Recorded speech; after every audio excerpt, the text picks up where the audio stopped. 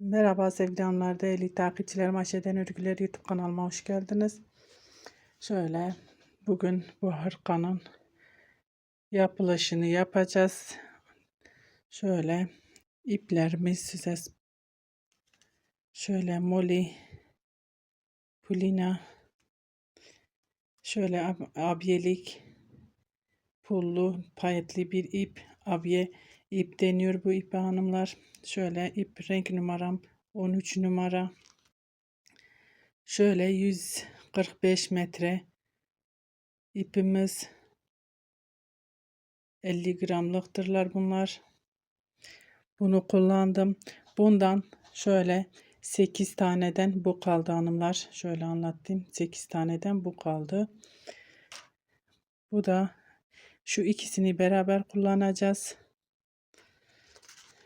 Böyle bir hırka için bu kadar gidiyor. Bu ipim de şöyle Nako Elite Baby. Bundan da 100 gramlık 7 tane kullandık.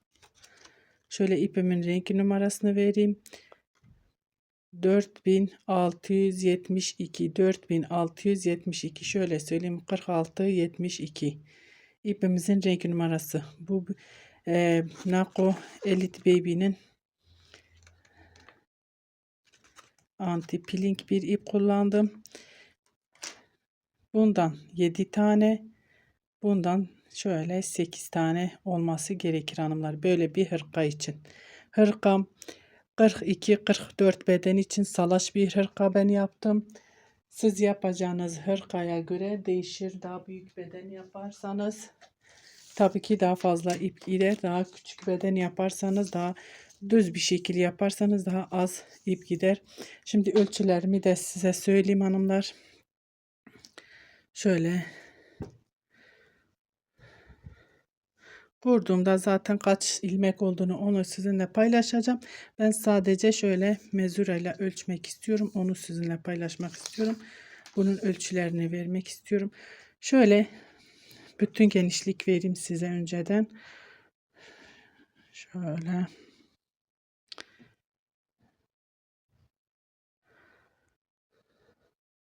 Şöyle 65 santim genişliğimiz. 64 santim genişlik. Bütün olarak önler. Şöyle 32 santim. Şöyle bakın. Önler, her bir önü 32 santim genişliğinde.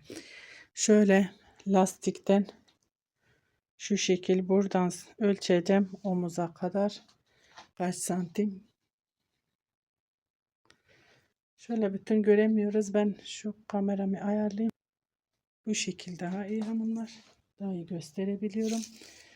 Şöyle omuzdan, dikiş yerimizden lastiğe kadar 60, şöyle düzeltelim. Sonra yanılma pay olmasın. 64 santim o da. 64-65 santim hanımlar. Bakın şu kol altına kadar, kesime kadar kaç santim örmüşüz, onu da şöyle ölçeyim. 50 santim. 50 santim. Şöyle kol altına kadar 50 santim örmüşüz. Sonra kol yuvasını, oyuntusunu vermişiz. Şunun boyunu da şöyle, kol altı yuvası kaç santim örmüşüm, onu da sizinle paylaşmak istiyorum. 23 santim. Onu da şöyle bütün olarak 23 santim ölçmüşüm. Kolun bütününü şöyle uzunluğunu sizinle paylaşmak istiyorum. Şöyle lastikle beraber 46 santim, 47 santim, çünkü bir santimde dikiş payı da var. Şöyle 46-47 santim benim hırkamın hanımlar. Ölçülerim bu şekil hanımlar. Şimdi hırkamızın yapımına geçeceğiz. Beraber örmeye başlayacağız inşallah.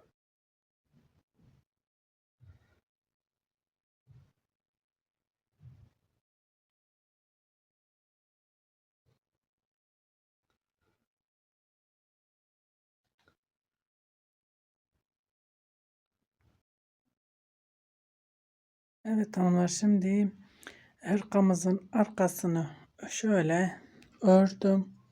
Bunu nasıl ördüğümü sizinle paylaşmak istiyorum. Şöyle 100 ilmekle başlıyoruz. Şöyle 50 çift ilmekle 100 ilmekle başladım. Lastiğini iplerim Nako Elite Baby. Renk numarası 4672. Şöyle 4672 diyeyim. Şöyle abiye dediğimiz iplerden, pullu abiye ipte kullanacağım. Beraber ikisini beraber öreceğim hanımlar. Molly Pulina Molly Pulina No 13. İpimizin renk numarası da No 13. Şöyle ben lastiğimi 2 kat ördüm. Şişlerim de 5 numara. Ben 5 numara şiş kullanıyorum hanımlar. Siz daha gevşek isterseniz daha kalın tipte kullanabilirsiniz. Ben çünkü şöyle iplerim ikisini beraber kullanacağımız için baya bir kalın oluyor. Gördüğünüz gibi bir de Selanik ördüm. Ben lastiğimi de 2 katlı şöyle tek renkli iple yaptım. Pulsuz ipten yaptım. Onu da şöyle 2 ipimizi içinden çıkaralım.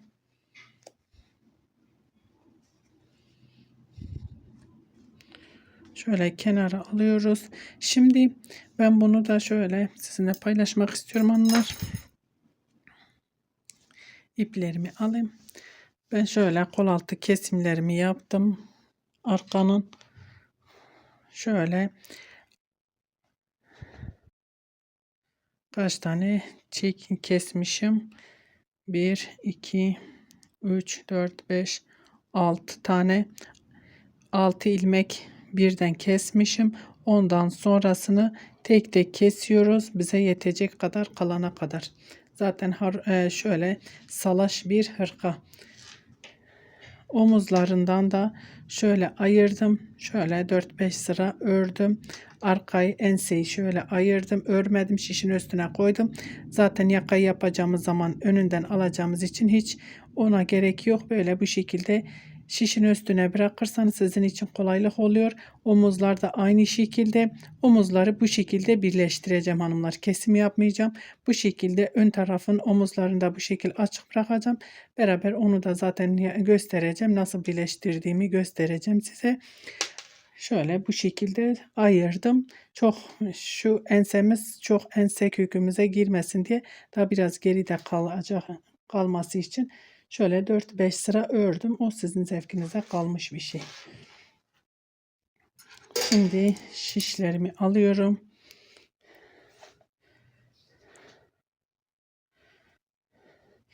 Bunu da şöyle 2 tane iple örüyorum.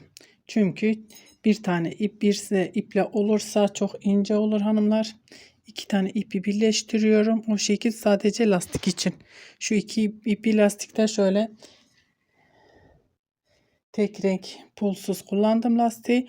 Onun için üst kısmı iple olduğu için kalın oluyor. Bu tek iple olursa çok ince olur, güzel durmaz.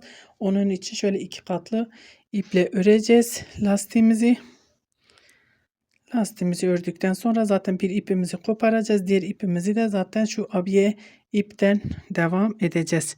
Şöyle ben bu şekilde başlıyorum. Tek şiş üzerinden ilmeklerimi attım. Bismillahirrahmanirrahim. Şimdi ön için hanımlar. Hırkamızın önünü bu şekilde bir buradan içinden giriyorum, bir buradan 38 ilmek öreceğim. Bizim yakamız sonradan şu ön patlı dediğimiz şekli, onu sonradan hepsini bitirdikten sonra yapacağım için şöyle 19 ilmek 19 çift 38 ilmekle başlıyorum ve o şekilde devam edeceğim. Bu şekilde ilmeklerimi atıyorum ve geliyorum. Evet hanımlar, şöyle 38 ilmeğimi attım. Şöyle bir düğüm atıp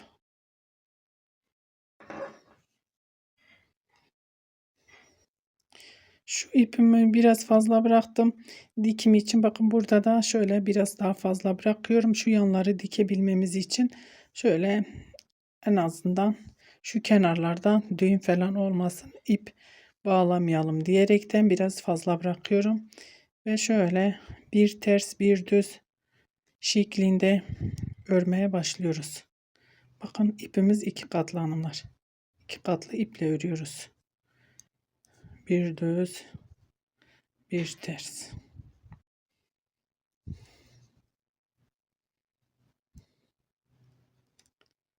Bir düz, bir ters. Bir düz, bir ters. Bir düz örüyorum, bir ters örüyorum. Bu şekilde sıramızı sıra sonuna kadar bu şekilde devam ediyoruz hanımlar. Burada olduğu gibi bakın.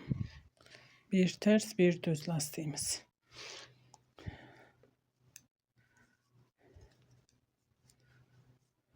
Bu şekilde sıramı tamamlayıp geliyorum. Evet hanımlar, sıramı tamamladım geldim. Şimdi burada sadece başlangıç olduğu için alt sıra olduğu için ilk sırayı ördük. Burada ilk ilmeğimi örmeden şöyle ipimi arkadan öne alıyorum. Ters örüyorum. Baştaki düz. Şöyle ters örüyorum. Bir tersi ters, düzü düz. Tersi ters, düzü düz örüyoruz.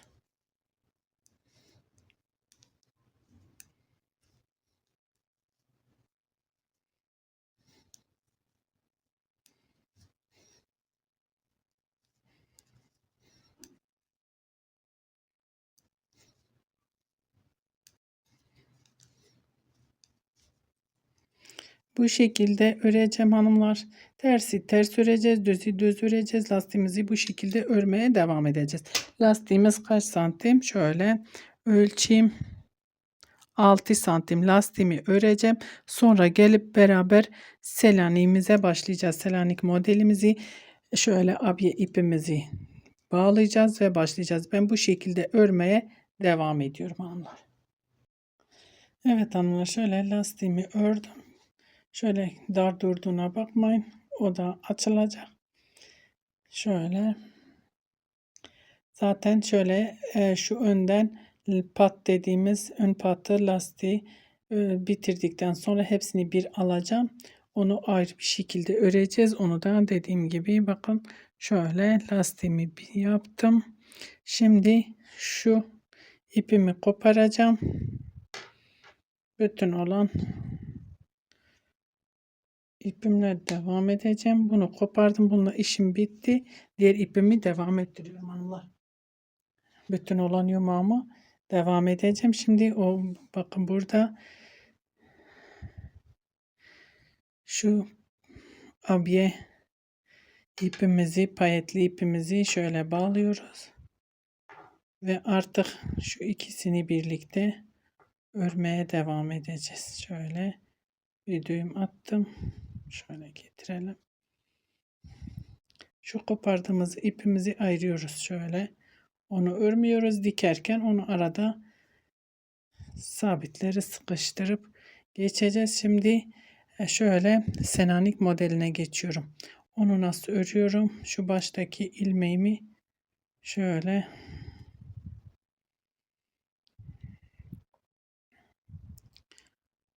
bu sefer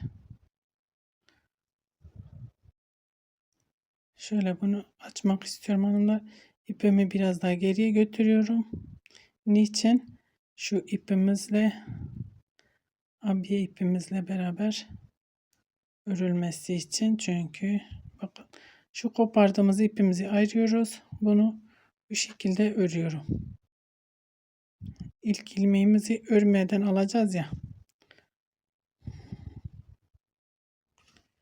Şu bakın pullu ipimiz, payetli pullu ipimizle Diğerini bir alıyorum. Bakın şöyle üstüne atlıyorum. Ters olanı.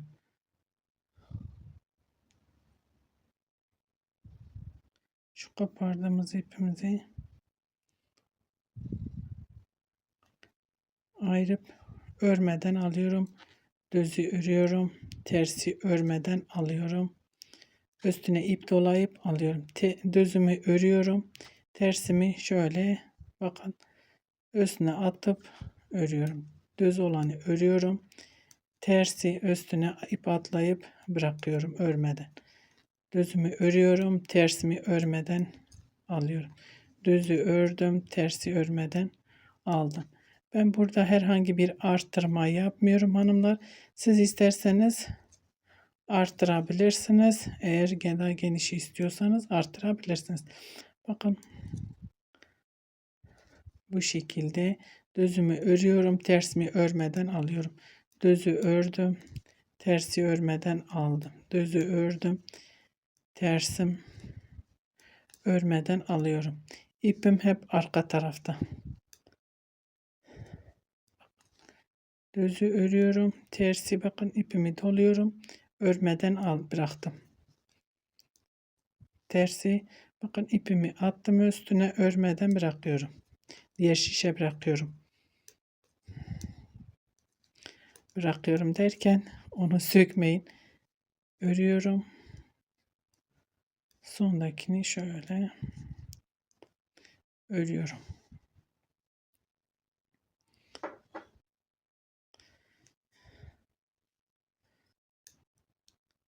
Onu baştakini örmeden aldım. Bakın önündeki ters. Onu bakın ip doluyorum. Örmeden aldım. Düzümü üstünde iple beraber örüyorum. Tersin üstüne ip atlıyorum. Örmeden alıyorum. Düzümün üstüne bakın şöyle ipi atlamıştık ya diğer sırada. İkisini beraber örüyorum. Düzümü örmeden ip atıp atlıyorum. Düzünü örüyorum. Düzümüzü iki iple beraber örüyoruz. Bakın hanımlar şu üstüne attığımız iple ilmeğimizi beraber örüyoruz. Diğer sırada bakın burada şimdi örmüyoruz ya ipi atlıyoruz. Sonraki sırada bunun gibi ikisini bir öreceğiz. Örmeden alıyorum ipimi doluyorum. Düzümü üstüne attığımız iple beraber örüyoruz. Tersi örmeden ipimi dolayıp alıyorum. Düzümü bakın şöyle göstereyim. İki iple beraber alıyorum. Tersi ipimi doluyorum, bırakıyorum, örmeden alıyorum. Diğer şişe düzümü iki ipimi beraber alıyorum. Bakın beraber örüyorum.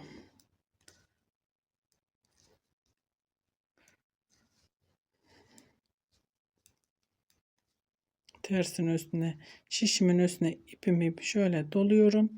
Tersimi diğer şişe aktarıyorum örmeden. Düzümü bakın üstüne diğer sırada bir önceki sırada doladığımız iple beraber örüyoruz. Selanik bu şekilde ben örüyorum. Çok da kolay, çok da şık bir model. Selanik modası geçmeyen bir model.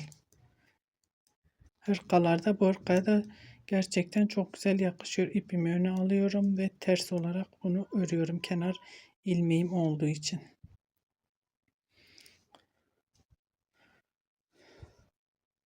Bakın bunu şimdi düz bir şekilde ilmeğimin üstüne aldım. Bu önümdeki ters. Bakın şöyle ipimi doluyorum bırakıyorum. Düzümü ip üstüne doladım. İple beraber örüyorum. Tersimi üstüne şişimin üstüne doluyorum bırakıyorum diğer şişe. Düzümü iki ipini beraber örüyorum. Bakın şu üstüne doladığımız iple beraber örüyoruz.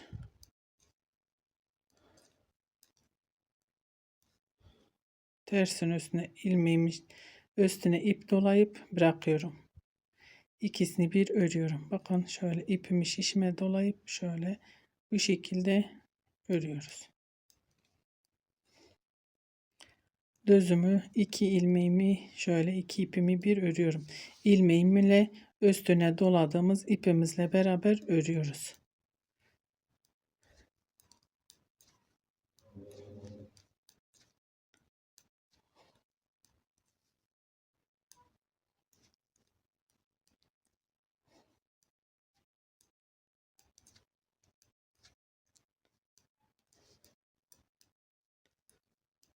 Üstüne ip doluyorum. Tersimin, düzümün ip ile beraber üstüne doladığımız bu iple beraber örüyoruz.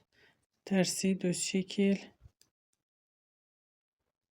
Şöyle öne alıyorum. Ters örüyorum. Bakın iki ipimi beraber örüyorum.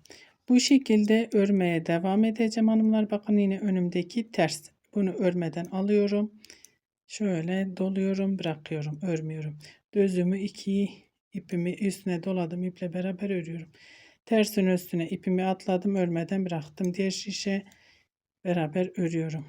Terse ipimi doluyorum, diğer şişe bırakıyorum. Bunu beraber şöyle iki ilmeği beraber örüyorum. İki ilmek değil, üstüne doladığımız iple beraber. Bunu bu şekilde öreceğim. Burada yaka kesimi olmuyor hanımlar, bu modelde, benim yaptığım modelde yakamız düz bir şekilde çıkıyoruz. Kol altına gelene kadar örmeye devam edeceğim. Diğer yaka önü de yapacağım aynı şekilde. Ve kolun lastiğini de yapacağım. Kolumun lastiği hanımlar yine 38 ilmekten oluşacak. Aynı şekilde ilmek sayısı. Ben şöyle dar bir geniş ve dar bir kol lastiği istiyorum. Onun için şöyle 9,5 santim kadar lastiğimi öreceğim ve sayılar aynı. Şöyle 38 ilmek. 38 ilmek öreceğim ve 9,5 santim ördükten sonra beraber kolda şöyle yanlarda artırma yapacağım. Onu da beraber yapacağız hanımlar. Ben şimdi bu şekilde örmeye devam edeceğim. Şöyle kol altına gelene kadar. Evet hanımlar, şöyle hırkamızın her iki önünü de yaptım. Şöyle burası bizim şu lastiğin düz kısmı bizim ön yüzü oluyor. Hırkamızın ön yüzü oluyor. Şu da şöyle tırtıklı olan arka yüzü. Şimdi hırkamızın arkasını, ön yüzü arkaya gelecek şekilde koyduk. Şöyle göstereyim. Serdik onu. Şöyle önleri üstüne katıyoruz. Ön yüzü bize doğru. Her iki tarafında ön yüzü bize doğru hanımlar. Bu şekilde kol altı belirliyoruz. Şöyle bakın. Burada kol altı keseceğiz. Bakın arkamızın arkasını, kol altını kesmiştik. Şimdi önlerin, bunu da burada, bunun şu ön döş dediğiniz, ön dediğiniz orayı yaka kesimi yapmayacağız hanımlar. Düz bir şekilde bunu çıkaracağız. Şu ön patını sonradan bitirip diktikten sonra hepsini beraber şu misinalı şişe takıp öreceğiz. Onu da göstereceğim. Ben şimdi kol altı kesimi yapacağım. Şurada kol altı kesimimizi yapacağız.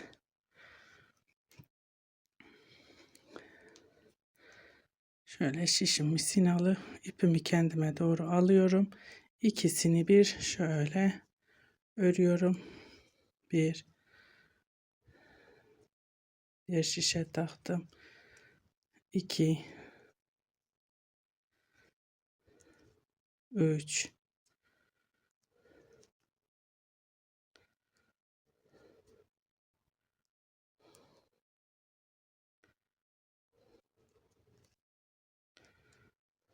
4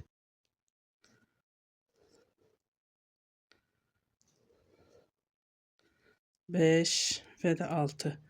Şöyle hanımlar, ben arka kol altları da aynı şekilde 6 tane kesim yapmıştım. Şimdi bunu da bu şekilde kesimimi yaptım. Şimdi normal öreceğiz. Gidip döneceğim. Buraya gelince beraber yine kesim yapacağım kol altından. Kaç ilmek kalana kadar hanımlar? 29 ilmek kalana kadar keseceğiz. Şu omuzlara denk gelecek şekilde bakın. Şöyle omuzumuzu ben kesmedim. Ben burayı kesmedim. İlmeklerim açık bir şekilde. Önlerin omuzlarını da kapatmayacağım. Bu şekilde beraber sonra hırkamız bittikten sonra kolları da ördükten sonra hep beraber onu nasıl dikiyorum onu da beraber göstereceğim size. Bakın 1, 2, 3, 4, 5, 6, 7, 8, 9, 10, 11, 12, 13, 14, 15, 16, 17, 18, 19, 20, 21, 22, 23, 24, 25, 26, 27, 28, 29, 30'muş hatta. Yanlış mı saydım? 1, 2, 3, 4, 5, 6, 7, 8, 9, 10, 11, 12, 13, 14, 15, 16, 17, 18, 19, 20, 21, 22, 23, 24, 25, 26, 27, 28, 29, 30. 30 tane ilmeğimiz. Tabii ki yapacağınız şeye göre, genişliğe göre, o kişinin omuzuna göre de yapacağınız böyle salaş bir hırka örecekseniz o şekilde olur. Şimdi 30 ilmeğim alana kadar burada kesime her seferinde bir tane keseceğim. Şimdi gidip döneyim. Burada kesime gelince beraber devam edeceğiz. Evet hanımlar, şöyle kol altına geldim.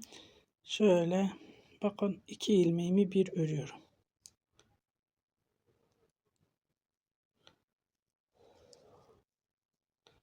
İpimi arkaya alıyorum ve modelimi örmeye devam ediyorum. Bu şekilde bir sıra daha, bir ilmek daha keseceğiz. 30 ilmeğimiz kalmış olacak. O şekilde örmeye devam edeceğim hanımlar. Ben şimdi yine gidip geleyim. Devam. Bu şekilde artık bir ilmek, şu ilmeğimi de keseceğim. Artık burada kesim yapmayacağım. Düz bir şekilde örmeye devam edeceğiz. Burada olduğu gibi şöyle arka kolu göstermek istiyorum. Bu hizaya gelene kadar bakın. Bu hizaya gelene kadar böyle düz bir şekilde keseceğim. Kesme bittikte kesmeyeceğim, pardon. Bir ilmek daha kesip artık kesimi bitireceğim. Düz bir şekilde bu hizaya kadar örmeye devam edeceğim. Şimdi şöyle, bu bizim sağ ön. Bu bizim sağ ön. Şimdi solu keseceğim. Bakın hanımlar, bu da sol. Bakın o da düzü bizim tarafımızda. Ve şöyle solum benim sağıma gelecek. Benim sağımdan kesiyorum ama sol taraf. Bakın şöyle göstereyim. Arkanın üstünde ikisi karşı karşıya şöyle bırakırsınız. Bakın bunu burada kestik. Bunu da buradan kesiyoruz. Yine aynı şekilde 6 tane ilmek. Burada 6 ilmeğimi kesiyorum bir seferde. Şöyle bir seferde derken böyle bir diğer ilim şişime alıyorum. 2 3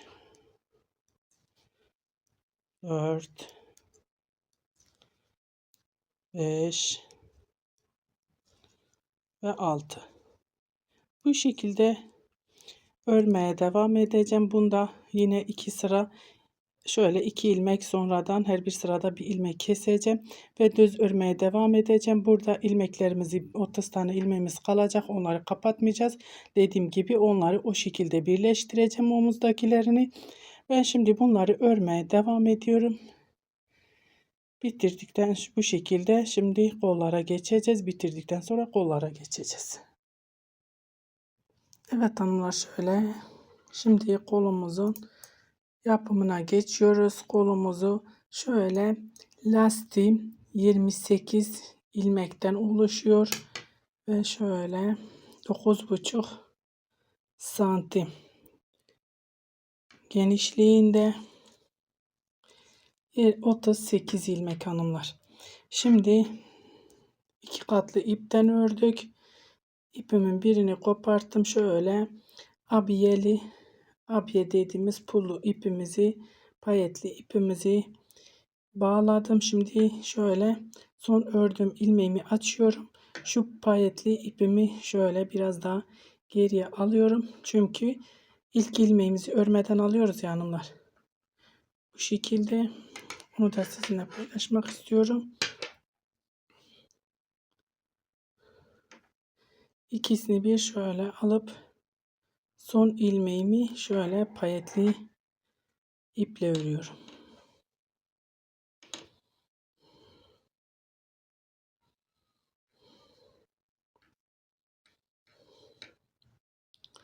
Şimdi burada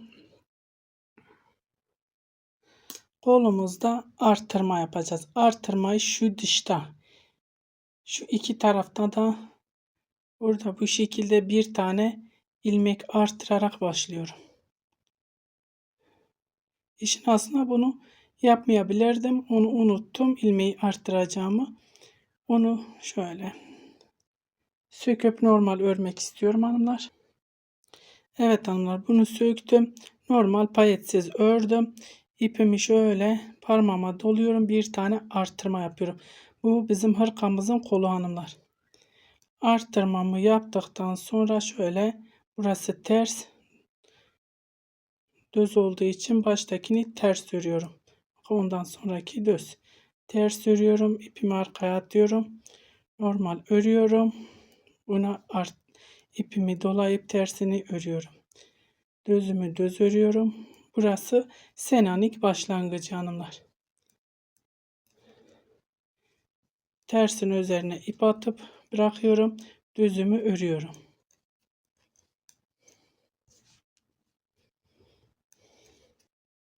Düzü düz örüyorum. Tersin üzerine ip dolayıp örüyorum. Sonuna kadar bu şekilde örmeye devam ediyorum hanımlar. Bakın, tersi örmeden diğer şişe geçirip üzerine ip atlayıp geçiriyorum. Düzü örüyorum. Bu şekilde sıramı tamamlayıp geliyorum. Sıra sonuna geldim. Son ilmeğim şöyle ters. Bunu düz bir şekilde örüyorum çünkü sıra sonu. Şimdi yine buraya bir tane ilmek arttırıyorum. Sıra sonuna hanımlar. İlmeğimi arttırdım. Bakın, bu düz, önümdekini ters örüyorum. Arttırdığım için bunu örmem gerek. Ters ördüm. İpimi arkaya atıyorum. Önümdeki ilmek düz düz örüyorum. Diğer ilmeğin üstüne ip dolayıp şöyle örüyorum. Düzü düz, tersin üzerine ilmek atıp diğer şişe geçiriyorum. Kolumuz şöyle 44 ilmek olacak hanımlar. Şimdi 38 ilmek şöyle düzü düz örüyorum. Tersin üzerine ilmek alıp diğer şişe geçiriyorum. Bakın, bunlar iki tane ipin üzerine, şişin üzerine doladığımız iple beraber örüyoruz. Ben şimdi yine sıra sonuna kadar öreyim. Orada yine arttırmaya beraber yapacağız. Evet hanımlar, sıra sonuna geldim. Bakın, son iki ilmeğim tersinin üzerine atlıyorum. Örmeden alıyorum. Düzümü düz bir şekilde örüyorum. Şimdi burada yine arttırma yapacağız. Her sıra başında, sıra sonunda arttırma yapıyoruz. Şöyle yine bir tane arttırma yapıyorum. Bunu düz bir şekilde örüyorum. Çünkü yanındaki ters.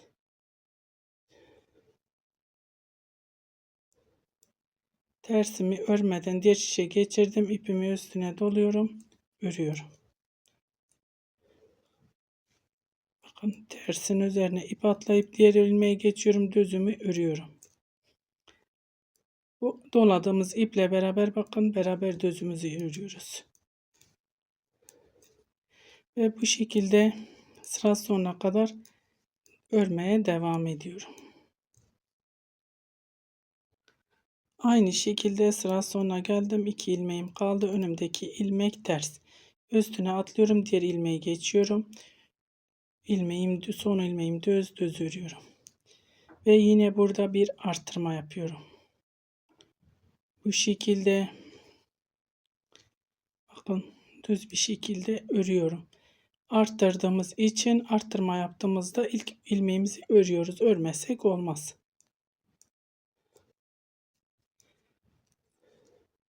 Ve hemen yanındaki ters, üstüne atlayıp diğer şişe geçiriyorum. Örmüyorum. Önümdeki düz örüyorum. Tersi örmeden düzü örüyorum. Tersi örmeden diğer şişe üstüne ip alıp diğer şişe geçiriyorum.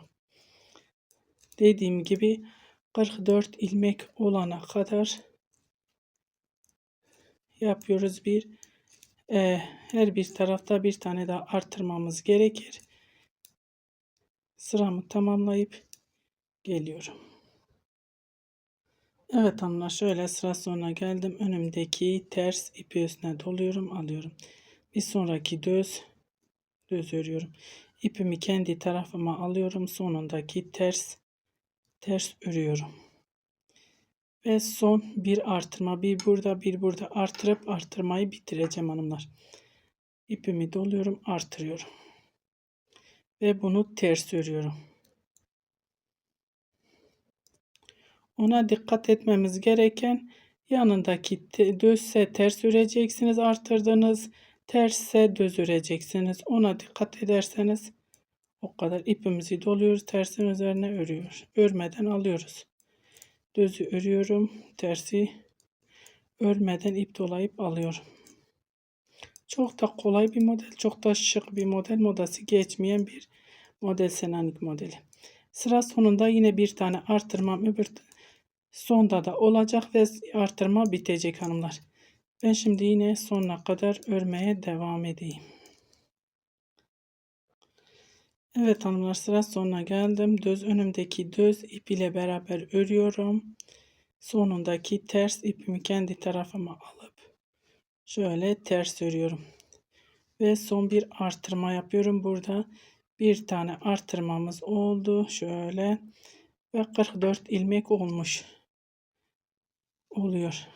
38 ilmekle lastiğimizi ördük. Şu iki tarafta da şöyle 8 tane ilmek, 6 mı? 6 tane ilmek var. 3 burada, 3 burada arttırmış olduk. Şimdi bunu ters örüyorum. Önündeki bir sonraki düz çünkü. İpimi arkaya alıyorum, düz örüyorum. Tersin üzerine ip dolayıp diğer şişe geçiriyorum. Düzümü düz örüyorum. Terse ip dolayıp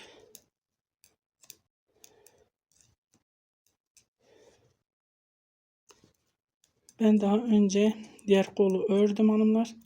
Şimdi bu şekilde onu sizinle paylaşmak istiyorum. Artık arttırmamız olmayacak. Şöyle göstereyim size. Bakın kolumuz bu şekilde geniş salaş bir kol. Bakın burada arttırmamı şurada yaptığım için bu şekil çok da güzel oldu. Şu iplerimi kestiğim için diğer pullu abiyeli ipi eklediğimiz için şöyle ipler var. Diktiğim zaman onları da zaten orada kaybedeceğim için daha sağlam olur. Onun için şimdi ben karışmıyorum ona. Dikişte onları yok edeceğim. Kolumuz bu kadar hanımlar.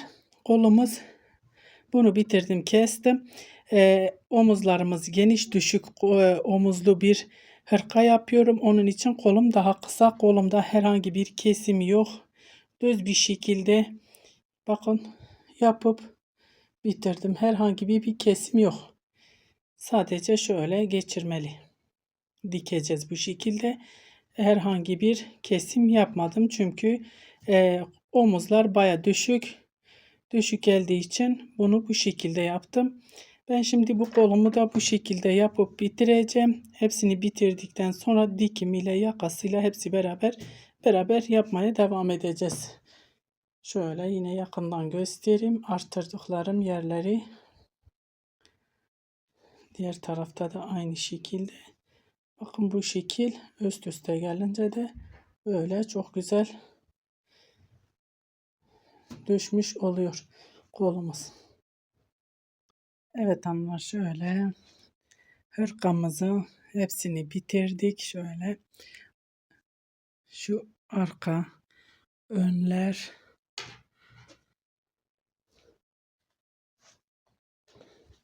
ve iki kolumuz bu şekilde bitirdik. Şimdi dikime geçiyoruz. Nasıl dikeceğim onu sizinle paylaşmak istiyorum.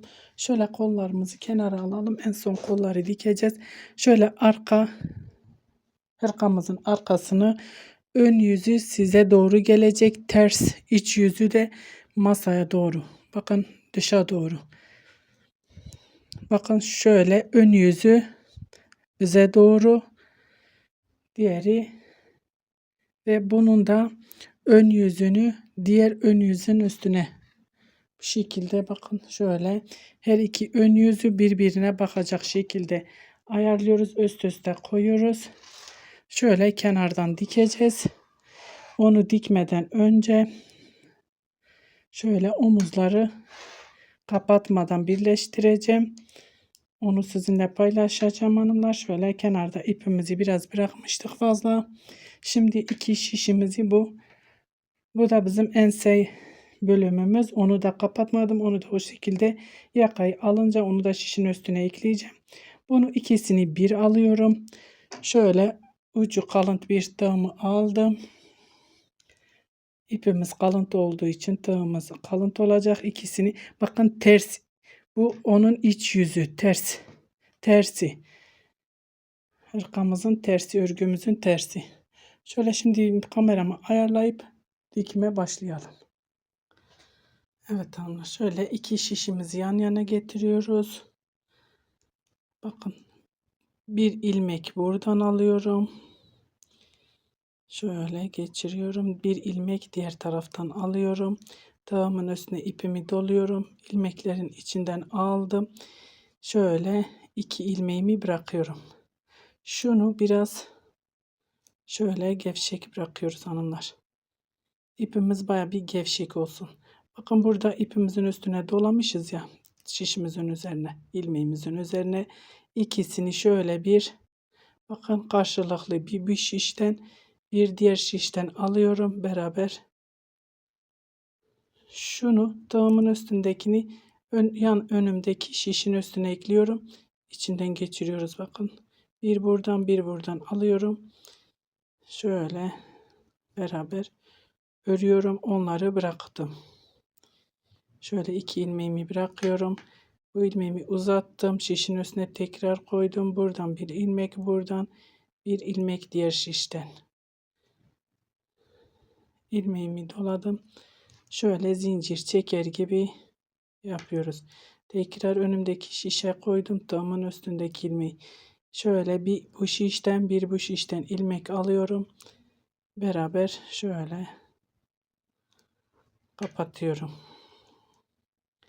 Tekrar tığın üstündekini şişin üstüne ekliyorum. Bir buradan bir buradan. Alıyorum her şişimden bir tane. Bu şekilde tığın üstündekini yine şişe aldım. İkisini beraber bakın bu şekilde kapatıyorum. Şimdi kameranın önünde kapatmak biraz daha zor. Bu şekilde bakın böyle bir görüntüsü olacak zincir gibi. Bunu sıra sonuna kadar devam edeceğim. Sıram bakın burada zaten şu omuzu aynı teknikle aynı şekilde bakın kapattım. Ve şimdi bunu bitiriyorum. Yanları dikmesine geçeceğiz. Evet hanımlar şöyle omuzları şöyle birleştirdik. Bakın şöyle göstereyim size. Düzlerin düze, tersin terse denk gelmesini dikkat edin bakın. Bu şekilde tersler terslere, düzler düzlere omuzdaki. Ona dikkat edin. Ve şimdi yanlarını dikmeye başlıyorum. Şöyle ipimi burada bıraktığım ipim vardı. Şöyle iki katlı iple şöyle yanını dikmeye başlıyorum. Şuradan iğnemi geçiriyorum karşıdan.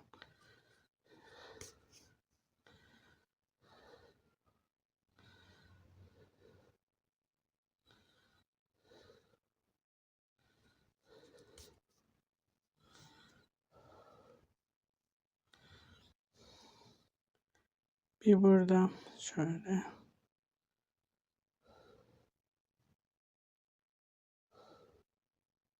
Bir karşıdan.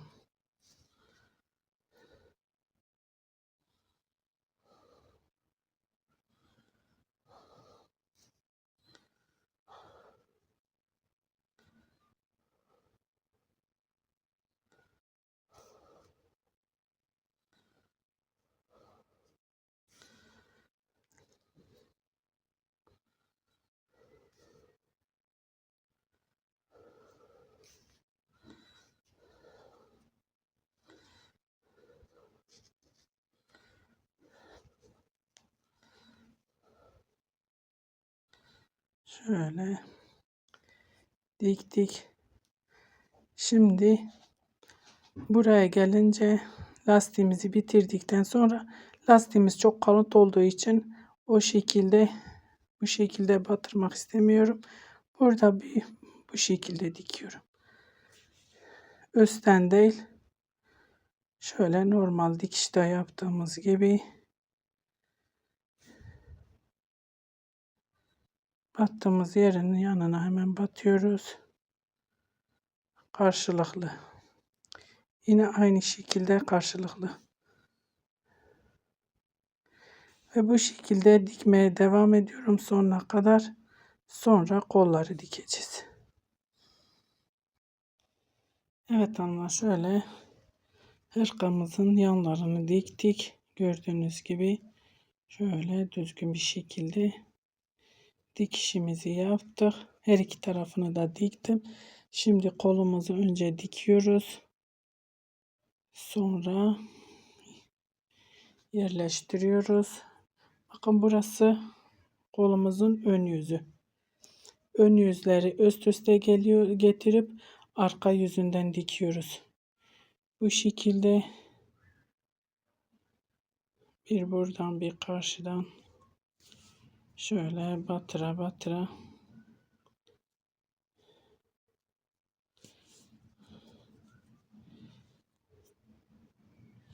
önde yaptığımız gibi aynı şekilde bunu da dikmeye devam ediyoruz.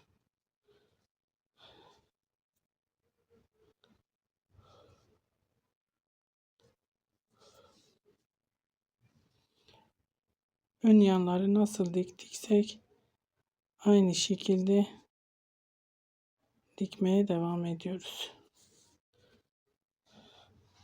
Şimdi buraya kadar dikmeye devam edeyim aynı şekilde. Evet hanımlar, şimdi geldik şu arttırma yerlerine. Şöyle ilmek ilmek. Bakın karşılıklı gelen ilmekleri şöyle batıyorum. Bakın burada arttırmamız var. Karşıda da aynı şekilde arttırmamız var. Batıyoruz. Bir ilmek buradan arttırma. Bakın arttırma. Aradaki boşluğa ve son arttırmamıza batıyoruz.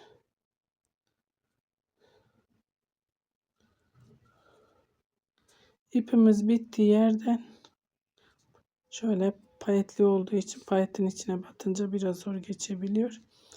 Bu şekilde artık dikmeye devam edeceğim. Şu şekil karşılıklı diktikten sonra kola yerleştireceğiz. Onu da size göstereceğim hanımlar. Şimdi bu şekilde karşılıklı ilmeklerin içine batıyorum.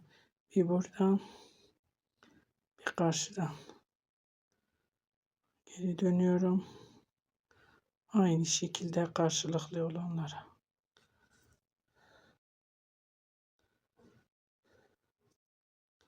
Bu şekilde dikmeye devam ediyorum. Bitirip geliyorum. Evet hanımlar, şöyle kolu diktik. Şu yanı diktik, bitirdik. Şimdi kolu şöyle ön yüzünü şöyle düz. Bakın dikişimiz hiç belli olmuyor. Bu şekilde kolumuzu düzeltiyoruz. Şöyle dikiş yerinden şöyle ortalıyoruz. Karşı tarafı şöyle tam orta yerini buluyoruz.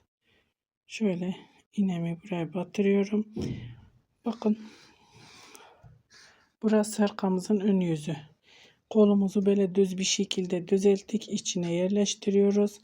Ve arka yüzünü şöyle arka yüzünden dikmeye başlayacağız. Burada kalan ipimi koparmadım. Onunla dikişe devam edeceğim.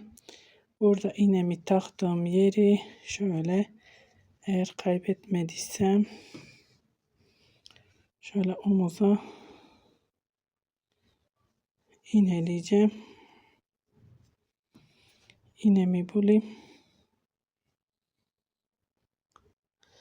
İğnemizin olduğu yere bakın, şu omuzdaki dikişe denk getiriyoruz. Tam orta kısmını şöyle iğneyle burayı bu şekilde sabitliyorum. Dikişimiz daha belirgin olur ve dikişe getirip bakın ters yüzünden kolumuzu düzeltip içine koyduk. Bu şekilde dikmeye başlıyoruz. Dikişe de getirdik.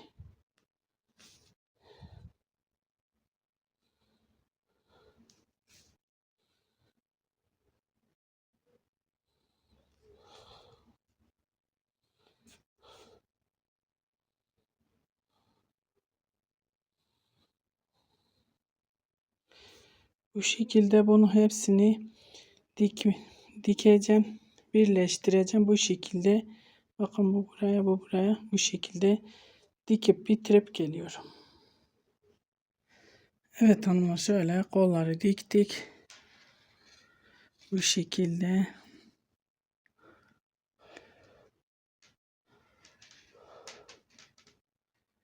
Her iki kolunu da taktım. Şimdi yaka kısmına geldik.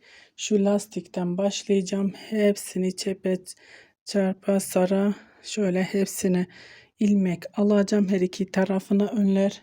Şu yakadan hepsinden ilmek alıp ters düz öreceğim. Şimdi buradan başlayarak yakaya başlıyoruz.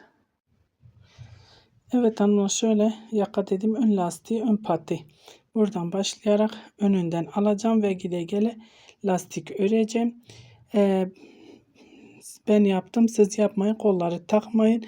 Takmadan önce lastiğinizi örün ki daha hafif olacak. Bakın, ilk ilmekten şöyle şişimi batıyorum. İlmeğimi şöyle çıkarıyorum. Şurayı bağlayacağım.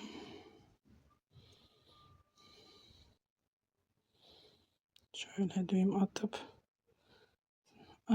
açılmasın diye sağlamlaştıracağız.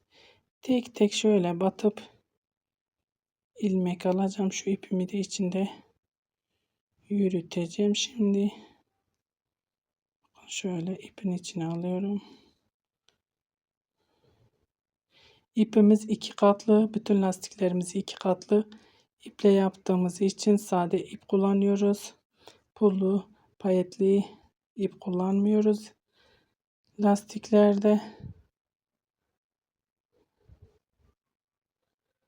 Şöyle ipi içinden geçiriyorum.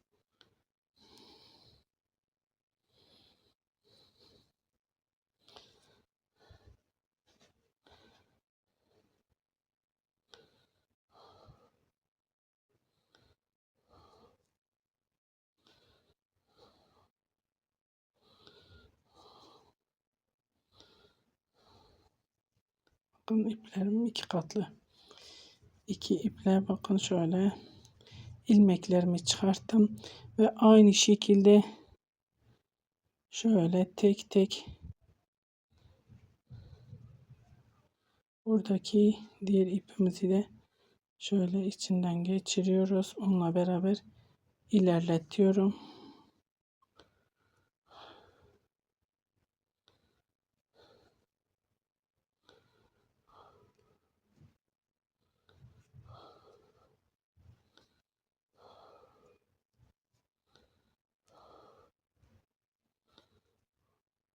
Tek tek şu ilmeklere batıyoruz. Önde ördüğümüz ilmeklerin içine batıyoruz.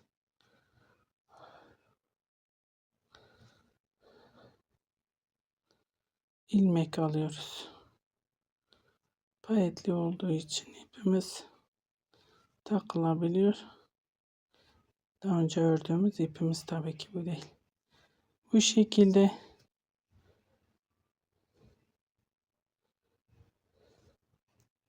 ilmeklerimi hepsini bakın, hepsini alacağım. Şöyle geçireceğiz. Yaka şu arkaya gelince bunları da zaten diğer şişten bu şişimize geçireceğiz. Şimdi hepsini ilmek almaya devam ediyorum buraya gelene kadar. yaka kısmına şu sırta gelene kadar. Enseye gelene kadar. Evet hanımlar, şöyle hırkamızın bir önünü hepsini bu şekilde şişe geçirdik. Misilyanı şişimize, şu omuzda zaten bunu bırakıp bunu örmüştük. Burada da 1 2 3 4 5 tane aldım. Şöyle ve şimdi burada kalanları diğer misinaya, bu ince misina olduğu için 5 numara misina bir tane olduğu için bu şekilde şimdi bunu buraya geçirip diğer tarafta da aynı şekilde alacağız. Aldığınızda ilmeklerinizin her iki tarafın, önlerin sayıları aynı olmasına dikkat edin hanımlar. Benimki önler 108 ilmek oldu. Diğer tarafta da 108 ilmek olmak zorunda, eşit olması için. Ona da dikkat edelim. Şimdi bu şekilde bunu da bu misineye geçireceğim.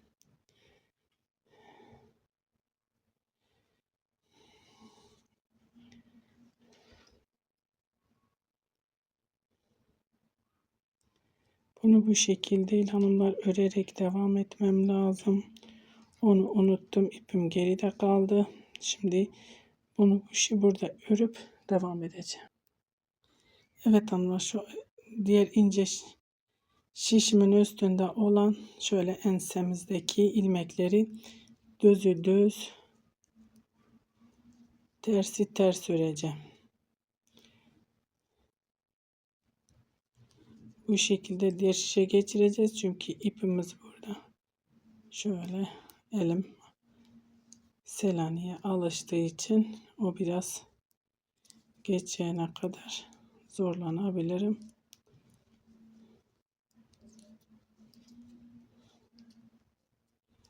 Bu şekilde hepsini geçirip diğeriyle devam edeceğiz. Diğer tarafı da aynı şekilde şişimize geçirip geliyorum. İpimizin burada kalmaması için burayı örüp de geçiyoruz. Evet hanımlar, bunları ördüm, bitirdim.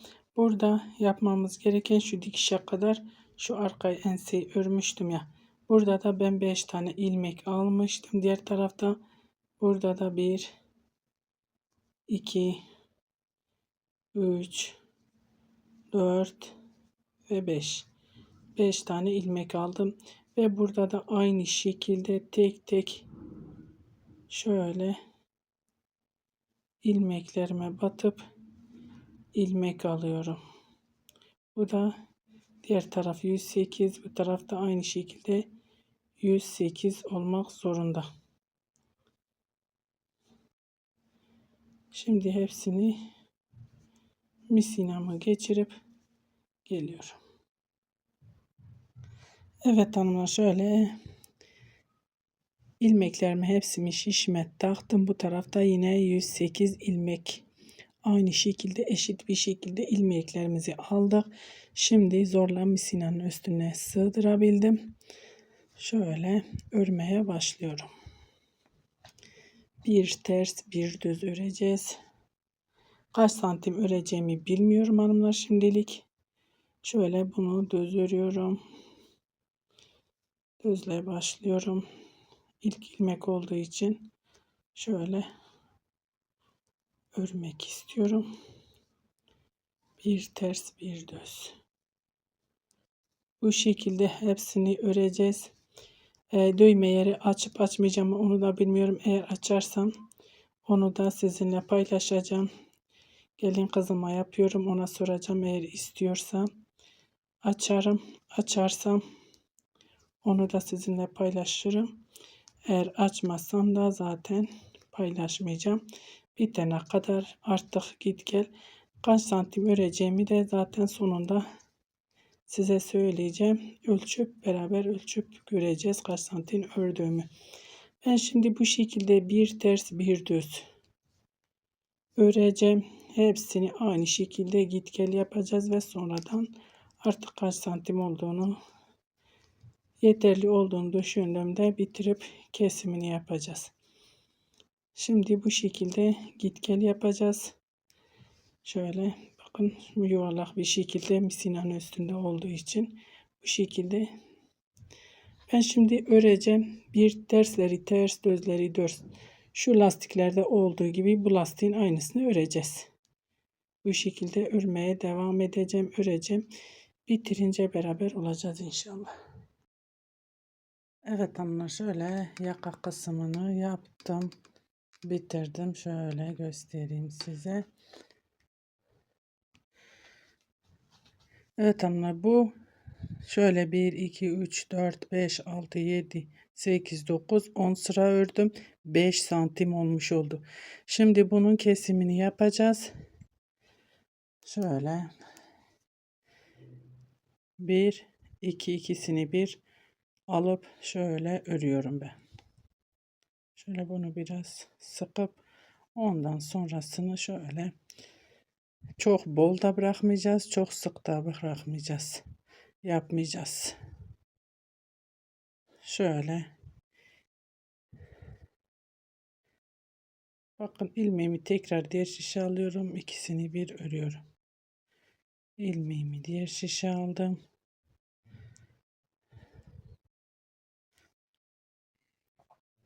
İkisini bir örüyorum. Bu şekilde kapatıyoruz. Bakın. Çok gevşek de bırakmayalım, çok sıkmayalım. Şöyle kararında bir şey olsun. Kesimlerimiz hanımlar. İlmeklerimizi kestiğimiz.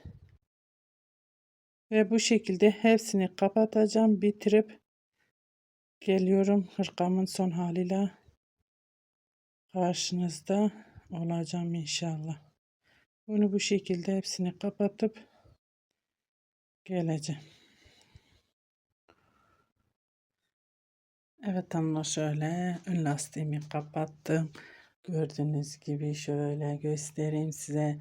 Muhteşem bir hırka oldu. Gerçekten çok güzel oldu. Şöyle dediğim gibi salaş bir hırka yaptım ben.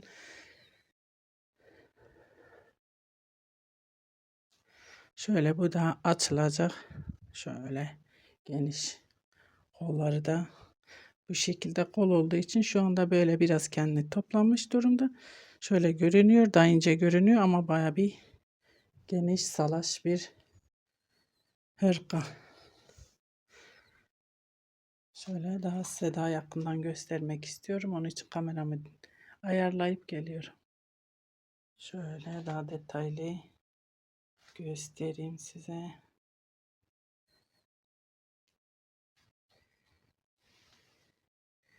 Yaka kısmı bu şekil.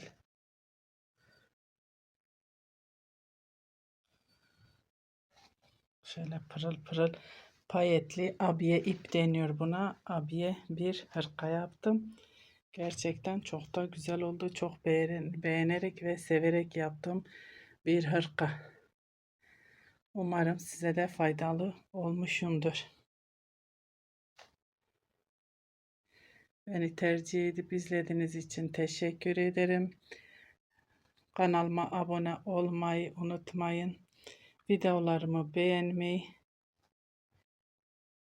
ve yorum yapmayı da unutmayın hanımlar. Abonelikler ücretsizdir. Beni tercih edip izlediğiniz için çok teşekkür ederim. Bir dahaki videomuzda görüşmek üzere. Hoşça kalın.